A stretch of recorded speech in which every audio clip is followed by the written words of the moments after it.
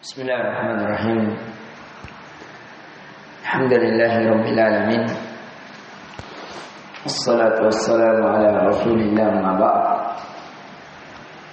Allahumma anfa'na bima 'allamtana wa 'allimna ma yanfa'una wa zidna ilman. Assalamualaikum warahmatullahi wabarakatuh. Alhamdulillah, kita kembali memuji dan mengagungkan Allah Subhanahu wa taala yang telah memberikan kepada kita kesempatan hidup agar kita senantiasa memperbaiki amalan-amalan kita, kemudian kita senantiasa diberikan kesempatan agar terus berusaha mengurangi dosa-dosa dan kesalahan kita sebelum ajal menjemput kita. Dan kita memuji dan mengagungkan Allah Subhanahu wa taala yang telah memberikan kepada kita kesibukan dengan keagungan, kesibukan dengan kemuliaan, yaitu dengan ketaatan mendekatkan diri kepadanya. Dan yang paling terafdalnya adalah seseorang bersibuk dengan kalamullah, dengan Al-Quran. Di pertemuan kali ini, alhamdulillah, ini kenapa ini? Kita sudah memasuki tafsir surah Al-Ghashiyah. Surah Al-Ghashiyah. Yang pertama yang ditulis faedah, surah Al-Ghashiyah adalah surah Makkiyah. Sebagaimana kita jelaskan dari tanda-tanda surah Makkiyah apa? Pendek-pendek. Termasuk ini, surahnya pendek-pendek. Yang kedua, surah Makkiyah apa? Banyak menceritakan tentang apa? Tentang hari kiamat. Ini tentang hari kiamat. Ya, kemudian surah Al-Ghashiyah ini kuat-kuat lafaz-lafaznya. Ya, sebagaimana yang telah kita kabarkan bahwasanya di antara tanda surah Al-Ghashiyah itu memiliki kekuatan lafaz lebih kuat dibanding surah Madaniyah. Kemudian di pertemuan kali ini itu faedah pertama. Faedah yang kedua, min maqasidis surah. Di antara maksud surat, ditulis maksud surat. Ayo, apa ini kenapa? Jangan dulu itu. Tidak ada kegiatan lain selain belajar. Min maqasidis surah. Ya, maksud-maksud surat. Yang pertama, tadhkiru bil akhirati wa ma fiha min at-thawabi wal iqab. Mengingatkan tentang hari akhirat. Yang dulu itu. Mengingatkan tentang hari akhirat dan apa yang ada di dalamnya. Mengingatkan tentang hari akhirat dan apa yang ada di dalamnya. Dan apa yang ada di dalamnya berupa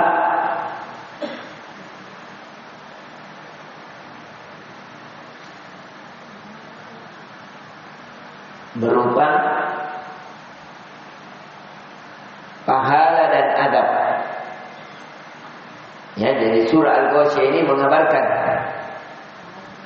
mengingatkan seseorang tentang kehidupan akhirat dan apa-apa yang ada di dalamnya, apa yang terjadi ketika hari akhirat itu, hari akhir itu terjadi, dan setelah hari akhirat apa yang terjadi, apa-apa saja. Kemudian minat tawabi wal iqab, balasan apa setelah terjadinya hari kiamat, dan iqab, hukuman apa yang akan didapatkan pada hari tersebut. Yang kedua dari maksud surat, wan nadru fi bara'ini qudratillah. Ya, memperlihatkan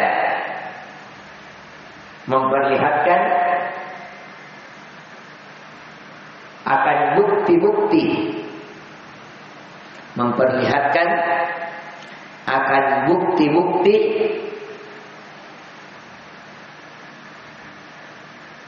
qadratillah, kemampuan Allah, kekuatan Allah.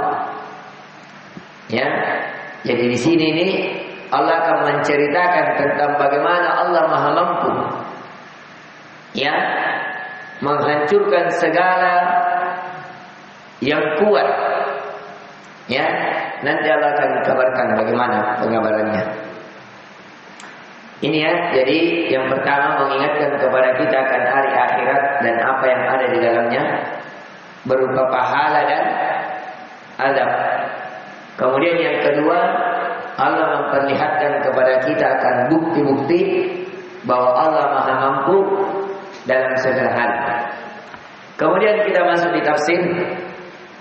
Ya, surah Al-Ghasyiyah sekali lagi, ini surah apa tadi? Makkiyah, yaitu surat yang diturunkan di Makkah. Kemudian qala ta'ala hal ataka hadithul ghasyiyah. Ya, ini namanya pertanyaan yang tidak membutuhkan apa? Jawaban. Ya. Allah bertanya, sudahkah sampai kepadamu atau tahukah engkau ya Muhammad hadithul ghasyiyah, tentang berita tentang hari kiamat atau kejadian hari kiamat. Ini sebagian makna ya. Jadi Nabi dikabarkan, sudahkah sampai kabar kepadamu ya Muhammad tentang hari kiamat itu? Ya, kata Ibnu Jarir At-Tabari, waqtalafa ahlut ta'wil fi ma'na al-ghasyiyah. Makna ghasyiyah terjadi perbedaan pendapat di kalangan para ahli tafsir. Apa makna al-ghasyiyah? Satu, makna ghasyiyah satu, hiyal qiyamatu tukshin nasi bil ahwal. Satu, ulama tafsir menganggap bahwa al-ghasyiyah adalah dia adalah hari kiamat tuksi yang meliputi seluruh manusia disebabkan dahsyatnya ahwal, hal yang terjadi. Itu pendapat yang pertama. Jadi makna ghasyiyah adalah sesuatu yang menyelimuti manusia, sesuatu yang menyelimuti manusia, yaitu hari kiamat yang menyelimuti manusia. Itu pendapat yang pertama, bil ahwal, dengan kejadian-kejadian yang dahsyat. Artinya sebagaimana yang kita kabarkan di tafsir sebelumnya, bahwa seluruh bintang-bintang berjatuhan, gunung-gunung bergeser dan bertabrakan, air yang kita lihat banyak di lautan menjadi mendidih. Ya, bumi itu mengeluarkan segala apa yang dikandungnya. Maka pada saat itu kacaulah seluruh manusia, berbagai huru-hara di dalamnya. Ya, itu pendapat yang pertama. Kemudian pendapat yang kedua, dan ini pendapat dari Ali bin Abi Thalib yang dibawakan oleh Ibnu Abbas, al-ghasyiyah min asma'i yaumil qiyamah. Ghasyiyah adalah nama dari nama-nama hari kiamat. Jadi al-ghasyiyah maknanya apa? Nama dari nama-nama hari kiamat. Azzamallahu wa hadzarahu ibadah. Allah mengagungkan hal tersebut dan memberikan peringatan akan hamba-hambanya. Jadi al-ghasyiyah intinya adalah nama dari nama-nama hari kiamat. Itu je. Itu pendapat siapa? Ibnu Abbas. Ali bin Abi Thalib. Ibnu Abbas belajar ke Ali bin Abi Thalib. Ali bin Abi Thalib belajar kepada Rasulullah. Ya. Kemudian ya, di antara makna lain al-ghasyiyah ada yang mengatakan ya, an-naru taksya wujuhul kafarah. Jadi makna yang ketiga, al-ghasyiyah maknanya adalah neraka. Neraka atau api yang menyelimuti wajah orang-orang kafir. Jadi asal katanya gosya adalah apa yang menyelimuti, apa yang meliputi, ya. Wujuhul kafarah, wajah orang-orang kafir. Jadi dia adalah api atau neraka yang menyelimuti atau meliputi wajah orang-orang kafir. Itu makna gosya. Nah, Ustaz, kenapa banyak maknanya itu? Kata Ibnu Jarir At-Tabari, semua makna itu benar. Ya. Bagaimana cara mengkompromikannya? Kata Ibnu Jarir At-Tabari, "Was-shawabu minal qawli fi dzalika ayyuqala." Yang benar dari ucapan-ucapan, tafsiran-tafsiran itu adalah seseorang mengatakan, Inna Allah qala li Nabi sallallahu alaihi wasallam hal ataka hadithul ghasyiyah. Sesungguhnya Allah berkata kepada nabinya sallallahu alaihi wasallam, apakah engkau mengetahui tentang apa yang akan terjadi pada al-ghasyiyah? Kata Ibnu Jarir, lam yukhbiruna annahu anna ghasyiyatil qiyamah. Allah tidak kabarkan bahwasanya yang dimaksudkan adalah apa yang menyelimuti seseorang pada hari kiamat, bukan cuma itu. Ya, wala annahu anna ghasyiyatin nar, dan tidak juga bahwasanya apa yang menyelimuti manusia dari neraka, tidak. Wakil tahuma ghasyiyah, dan keduanya adalah sesuatu yang menyelimuti, sesuatu yang diliputi oleh api atau diliputi oleh apa? Huru-hara. Hadhi tasyan nas bil bala wal ahwal wal kurub. Ini semuanya masuk dalam makna menyelimuti manusia dengan bala, dengan ahwal, kejadian-kejadian, wal kurub, dengan hal-hal yang ya dahsyat-dahsyat. Wa hadhi tukshil kuffar bil lafhi fil wujuh. Dan ini juga masuk dalam makna bahwa orang-orang kufur, orang-orang kafir itu diselimuti dengan wajah-wajah yang hal yang tidak menyenangkan, wasyawadu wan nuhas. Fala qawlu bidzalika asahu min an yuqala kama qala jalla thana'uhu wa ya'ummul khabar bidzalika kama ammu. Ya, intinya yang dikuatkan oleh Ibnu Jarir At-Tabari, semua makna tadi masuk di dalamnya. Ya, tahukah kamu ya Muhammad tentang al-ghasyiyah itu? Apa itu al-ghasyiyah? Tentang hari kiamat. Kenapa hari kiamat? Hari yang huru-hara banyak terjadi. Hari yang pada saat itu wajah-wajah orang kafir menjadi hitam. Hari yang pada saat itu wajah-wajah orang kafir diselimuti oleh apa? Api neraka. Semuanya masuk dalam makna itu dan semuanya benar. Ya, itu. Jadi ketiganya bisa dikompromikan karena antara satu dengan yang lain tidak bertentangan. Ya, itu jadi makna al-ghasyiyah adalah nama dari nama-nama kiamat.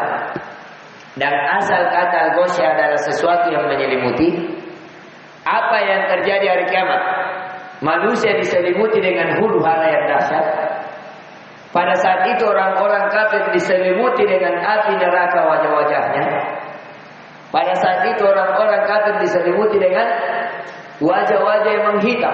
Semuanya masuk dalam makna itu. Sebagaimana yang dikatakan oleh Allah, wujuh yawma idzin khasyiyah. Pada hari itu wajah-wajah mereka khasyiyah, takut, hina, amiratun nasibah. Yang mereka pada saat itu mereka beramal, ya mereka bekerja keras lagi kepayahan. Taslan naron hamiyah. Padahal amalan kerja keras mereka hanya memasukkan mereka ke dalam api neraka. Jadi orang kafir sekarang di dunia, sekarang saya tanya, orang kafir beramal atau tidak? Siapa bilang tidak beramal? Orang kafir beramal tidak? Beramal. Beribadah kepada patung, beribadah kepada matahari, ada yang beribadah kepada bulan, ada yang beribadah kepada malam. Ada yang beribadah kepada Isa, ada yang beribadah kepada malaikat, ada yang beribadah kepada pohon. Semuanya beribadah atau tidak? Beribadah. Bahkan ada di antara mereka ibadahnya tidak kawin selamanya. Jadi apa? Orang-orang Nasrani, pendeta-pendeta mereka itu beribadah, tidak kawin. Dirawati mereka. Pendeta-pendeta dari kalangan wanita mereka. Ya, itu dianggap ibadah. Ibadahnya kerja keras, itu tidak mudah itu. Mereka untuk bisa menjadi pendeta itu harus sekolah dulu di Roma. Ya, harus menjadi pastor baru bisa. Meninggalkan keluarga, menghabiskan banyak harta. Mereka beramal. Ya, orang-orang kafir membelanjakan hartanya. Ya, seluruh kemampuannya dia belanjakan, membangun gereja, membangun apapun. Ya, itu. Mereka bekerja keras. Tapi apa? Kata Allah, amilatun nasibah. Ya, mereka bekerja keras lagi kepayahan. Tapi kerja keras mereka apa balasannya? Tasla naran hamiyah. Hanya dimasukkan ke dalam api neraka yang sangat panas. Ya, hamiyah ini, ya kata Ibnu Jarir At-Tabari rahimallahu taala tentang makna hamiyah.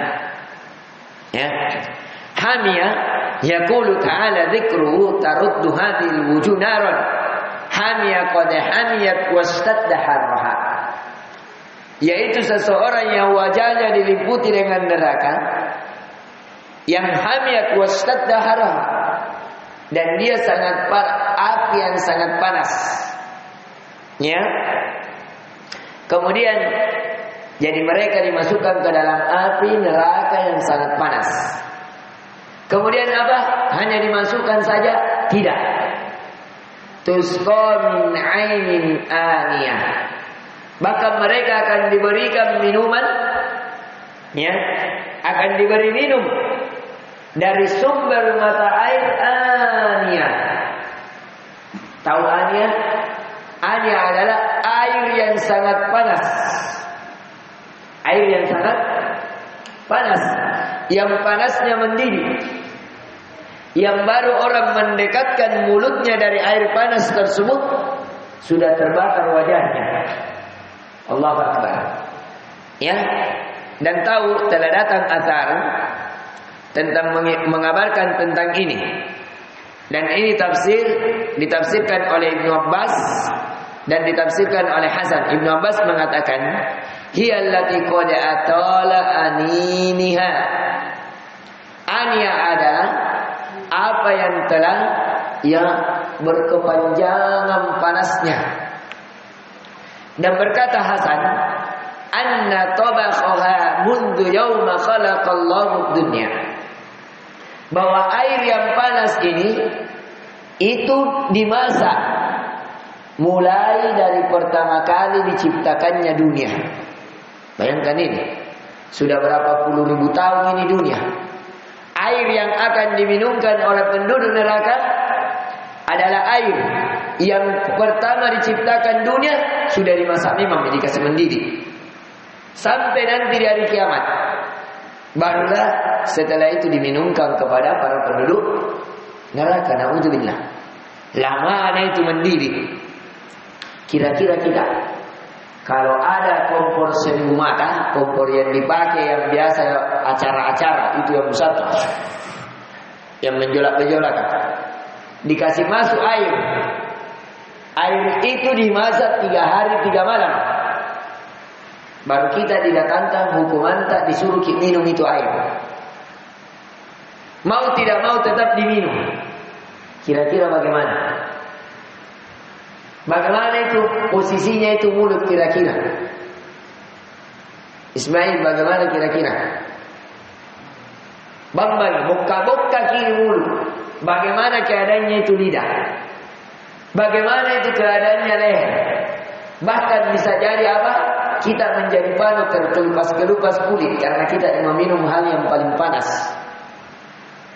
Begitulah penduduk neraka, dipaksa untuk minum dari mata air yang panasnya sudah mulai dimasak pertama diciptakan dunia sampai hari kiamat. Bayangkan itu. Ya, na'udzubillahi min dzalik. Kemudian apa lagi, cuma diberi minum? Tidak. Dia juga diberi makan, tapi apa makanannya? Laisa lahum ta'amun illa min dari'.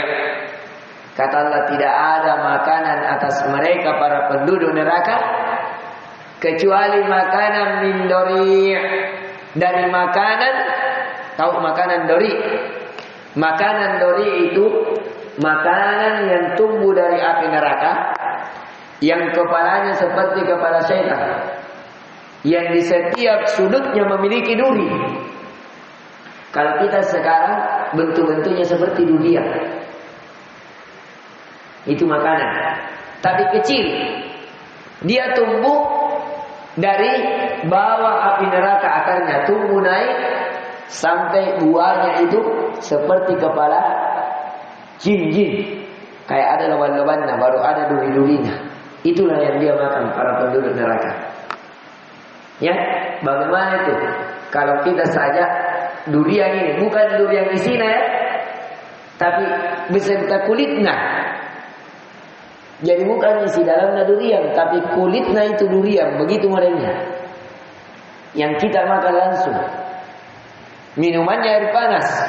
Allahu Akbar. Ya, bagaimana ini dahsyatnya ini? Ya.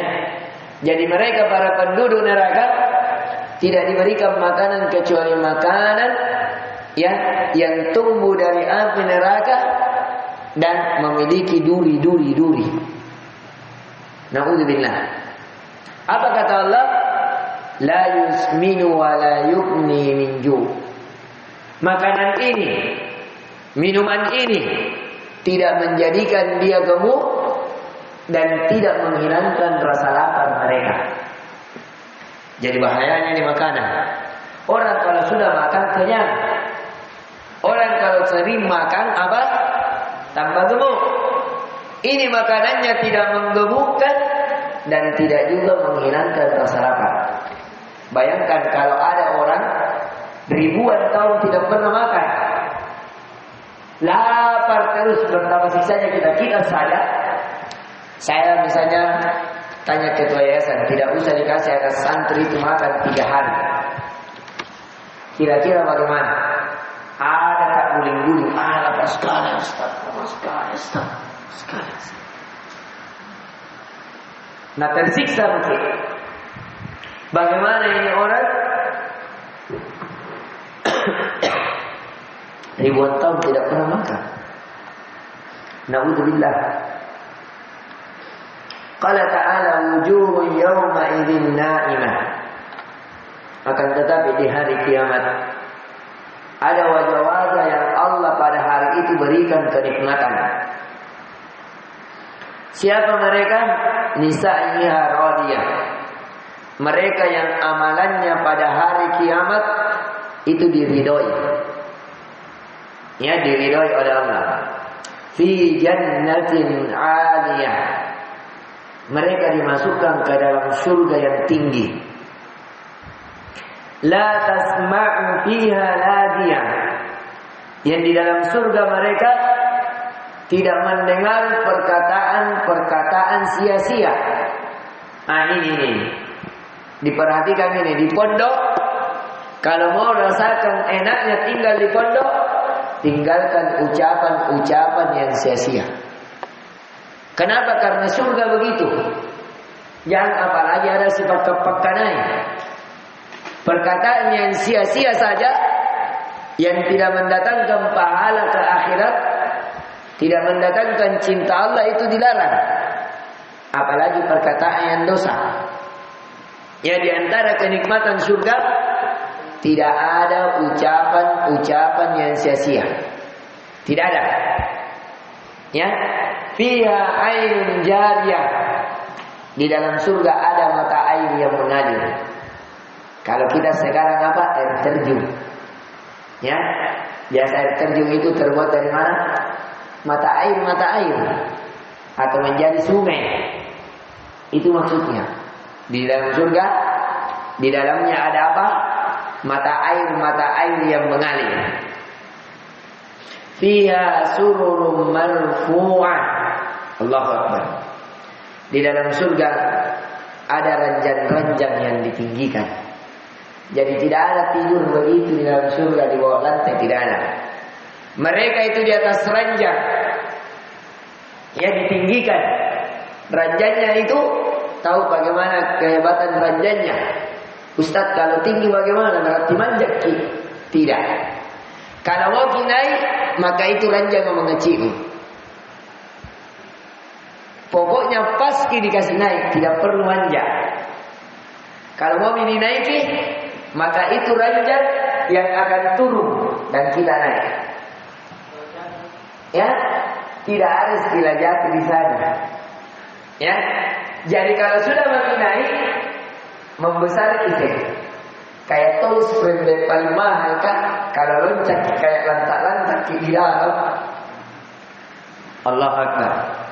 Ya, inilah ini kenikmatan surga. Allahu Akbar. Bayangkan coba ya, di dalam surga wajah mereka penuh kenikmatan, bahagia. Usaha mereka, amalan mereka diterima oleh Allah, ridho Allah kepadanya. Di dalam surga yang ditinggikan, tempatnya tinggi. Sekarang kalau tempatnya tinggi, enak juga pemandangan atau tidak? Enak. Lebih luas rasanya pemandangan atau tidak? Lebih luas. Kalau kita berada di atas menara yang tinggi, bahagia ki atau sengsara ki? Lebih plong pikiran atau lebih sesat? Lebih plong. Bayangkan ini, wajahnya berseri-seri, amalannya diridhoi, di dalam surga yang ditinggikan, tidak ada perkataan-perkataan sia-sia. Di dalamnya, dalam surganya ada mata air yang mengalir. Jangan kebayang ini. Kemudian semua pandangan gambar kan dunia. Allah Akbar. Ya, di atas juga di hotel dunia nih. Oh, itu hotel air terjun. Ya, kemudian apa? Fiha sururun marfu'ah. Di dalamnya ada ranjang-ranjang, bukan satu ranjang. Banyak ranjang. Kenapa? Karena banyak bidadari minimal 70. Setiap satu bidadari satu ranjang. Kau mana pindah-pindah saya keliling. Pokoknya temani kak dulu. Sampai ke sini, situ ke sini, situ ke sini. Ranjang-ranjang seperti kau di hotel. Kau mami yang keliling, pergi istri satu, istri dua, bidadari dua, bidadari. Minimal 70 bayangkan. 70 ranjang yang kelilingi, pergi sana-sana, pindah-pindah. Satu ranjang saja kalau bidadari terkadang tidak bisa dibayangkan. Apalagi ini di ranjang-ranjang yang tersusun, yang ditinggikan. Ya Allah Akbar. Dan ini lebih parah lagi. Jangan menghayal. Saya tidak detailkan ini tafsirnya karena ini bahaya. Bisa ya, lain cara berpikir tak. Wa aqwabun mawdu'ah. Ya, ini yang ke-14 lebih parah. Ya. Ya, kata Allah Azza wa Jalla. Ya, di ayat 14. Ya, dan gelas-gelas yang tersedia di dekatnya. Ya, dari kata kub wa aqwa. Ya, dan Allah sediakan gelas-gelas maudu'ah yang tersimpan rapi. Bayangkan cuma ada ranjang-ranjang yang tinggi, bidadari-bidadari di setiap ranjang. Tersedia lagi gelas-gelas, baru gelas-gelasnya itu dari emas dan perak. Minumannya khamar, berada di ketinggian yang pemandangannya mata air seperti air terjun. Bagaimana itu?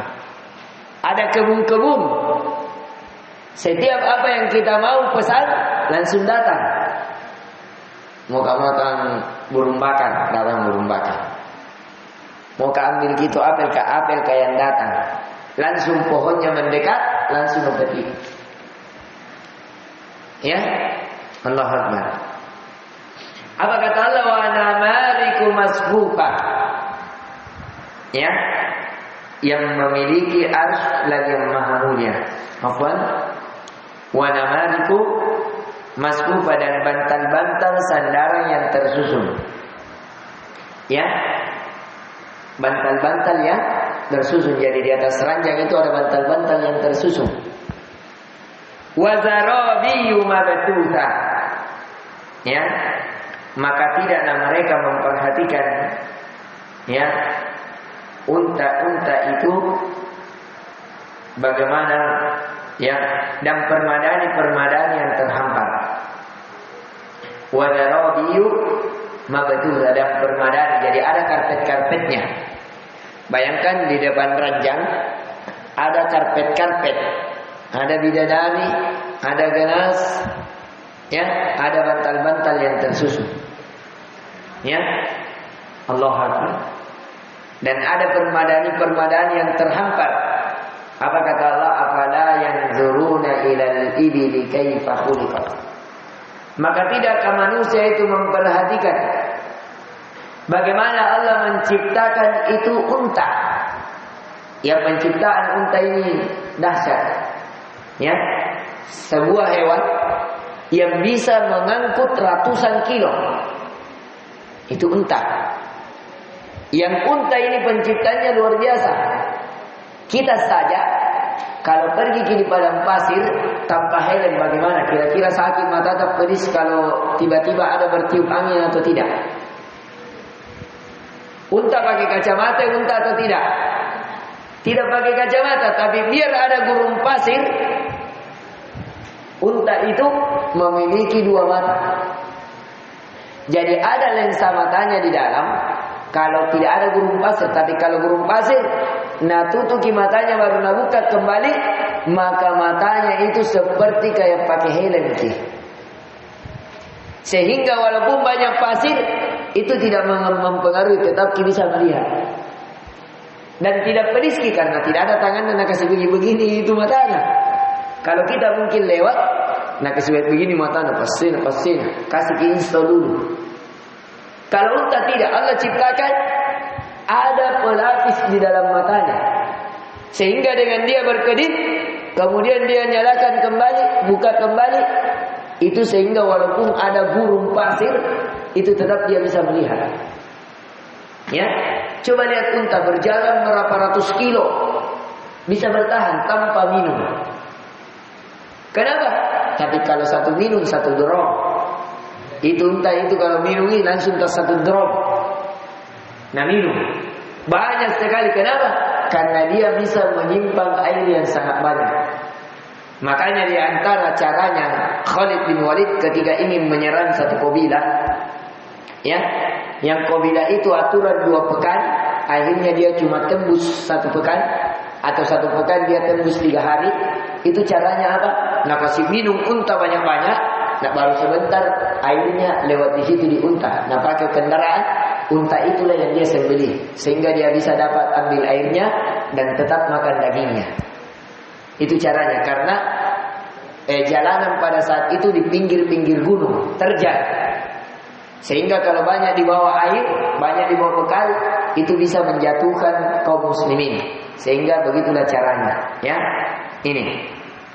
Jadi itu penciptaannya unta. Penciptaannya unta ini luar biasa. Ya, dari segi tempat airnya, dari segi matanya, dari segi kekuatannya menanggung beban, segi kekuatannya bisa berjalan di padang pasir dengan jarak yang jauh.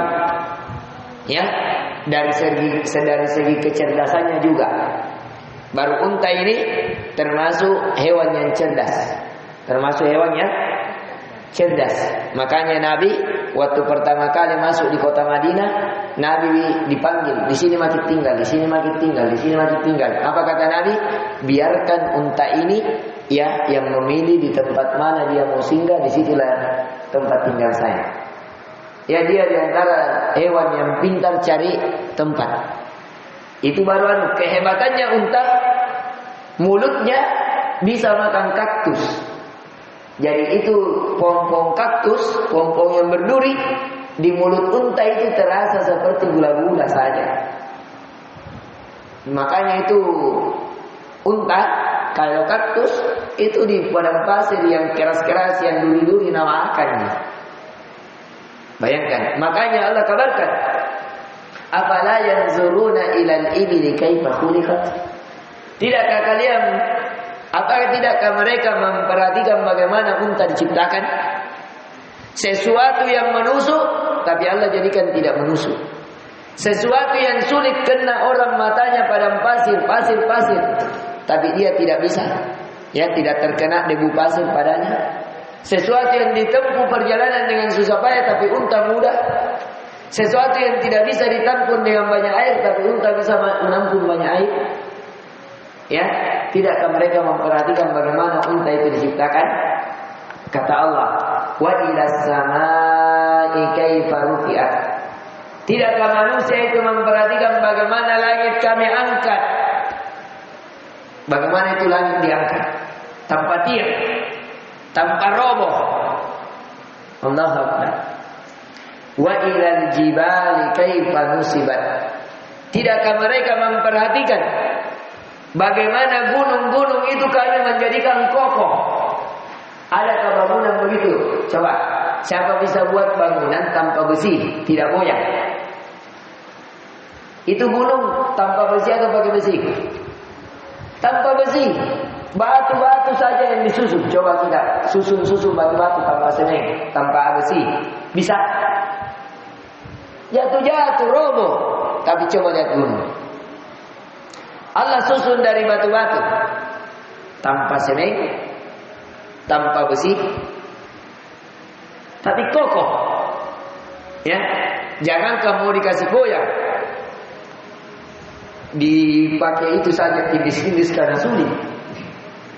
Ya, nah ini makanya kata Allah, tidakkah mereka memperhatikan bagaimana gunung itu kami kuatkan, ya, tidak goyang. Wa ilal ardi kaifa sutihat. Tidakkah manusia memperhatikan bagaimana bumi itu kami jadikan terhampar, bisa ditinggali? Bagaimana kalau Allah mau jadikan ini bumi seperti gunung-gunung yang tidak boleh bisa tinggal orang, miring-miring semua. Apalagi kalau dijadikan seperti ini gunung es semua jadinya. Mudah bagi Allah? Mudah. Bagaimana orang mau pergi berdagang? Bagaimana tukang gojek kira-kira? Akan kesulitan. Maka dari itu Allah kabarkan, tidakkah mereka memperhatikan bagaimana bumi kami hamparkan? Fadzakir innama anta mudzakir. Maka dari itu ya Muhammad, tetaplah beri peringatan, karena engkau tugasmu hanya memberikan peringatan. Lasta alaihim bimusaitir. Ya, engkau Muhammad bukanlah orang yang berkuasa atas mereka. Illa man tawalla wa kafar. Kecuali jika ada orang yang berpaling dan kafir, fayu'adzibuhullahu al-'adzab al-akbar. Maka Allah akan mengazab mereka dengan azab akbar, azab yang sangat besar. Pokoknya engkau Muhammad dakwah saja. Ajak mereka ke la ilaha illallah. Ajak mereka untuk meninggalkan peribadatan kepada selain Allah. Ajak mereka mengikuti jalanmu, tidak mengikuti jalan syaitan. Ajak saja. Kalau mereka tidak mau taat terhadap itu, mereka tetap kafir, tunggu. Allah akan azab mereka dengan azab yang besar. Di antaranya azabnya apa? Mereka akan diliputi api neraka. Mereka akan melihat bagaimana keadaan hari kiamat. Mereka akan dikekalkan di dalam neraka. Mereka akan diberikan makanan dari makanan yang berduri, dan diberikan minuman dari minuman yang panas. Tunggu. Tidak usah sakit hati, tidak usah bersedih. Pokoknya engkau berdakwah saja. Dia mau terima atau tidak terima bukan urusan. Ya. Apa kata Allah? Inna ilaina iyabahum. Itu urusan kami. Kata Allah Azza wa Jalla, ya, sungguh kepada kamilah mereka kembali.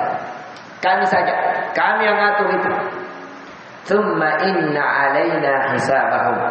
Kemudian sesungguhnya kewajiban kamilah membuat perhitungan atas mereka. Jadi ini ya, tugas para dai cuma mengajak. Jangan karena Ustaz di situ tolong ini nanti dalam mendengar. Pokoknya kalau baru ambil mic mau taklim lari semua berjemaah. Biarkan 1-2 yang mendengar terserah.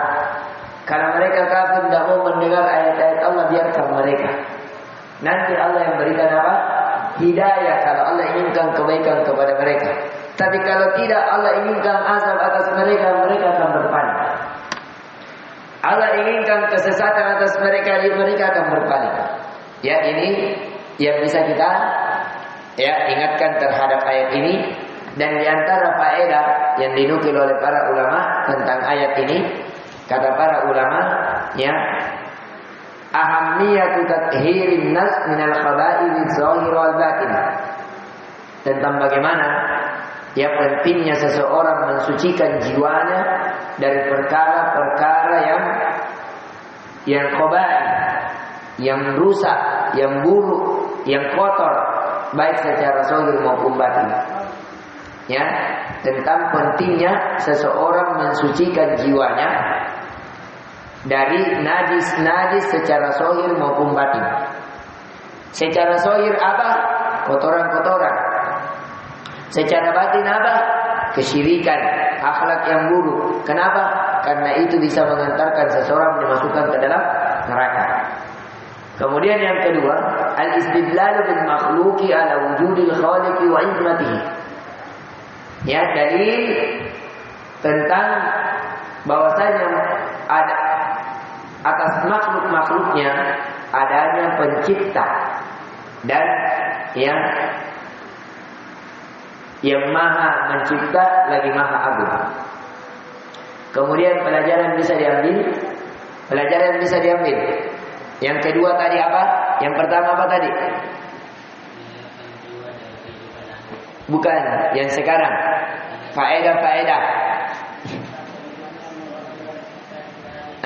Tentang pentingnya seseorang mensucikan jiwanya dari segala penyakit zahir maupun batin. Itu ditulis.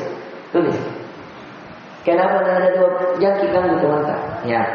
Tentang pentingnya seseorang mensucikan jiwanya dari najis-najis zahir maupun batin. Itu yang pertama. Ya, kenapa? Karena kalau najis batin terlebih khusus ada kesyirikan di dalam hati kita.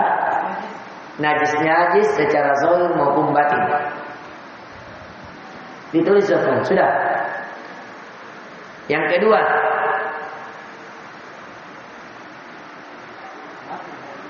ya, tentang pentingnya. Yang kedua, tentang pentingnya dakwah.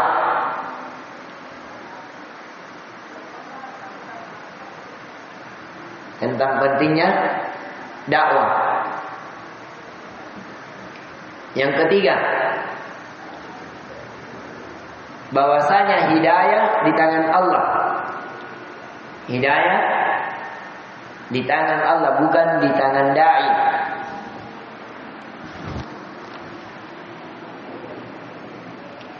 Bahwasanya hidayah di tangan Allah, bukan di tangan dai. Kita hanya mengajak. Orang mau terima tidak terima terserah dia. Ya, ini yang bisa kita ingatkan. Sudah masuk azan belum? Berapa menit lagi azan?